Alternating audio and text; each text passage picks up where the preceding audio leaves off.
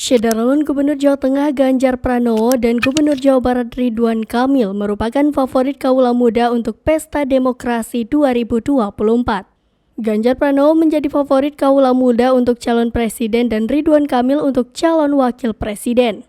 Dalam survei Litbang Kompas bertajuk Membaca Arah Pilihan Gen Z di Pemilu 2024, terdapat tokoh-tokoh favorit untuk menjadi pasangan calon presiden dan calon wakil presiden.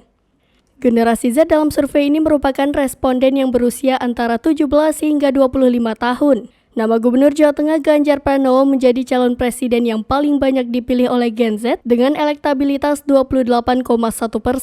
Sementara itu, Gubernur Jawa Barat Ridwan Kamil menjadi nama calon presiden terfavorit Gen Z dengan elektabilitas 15,9%.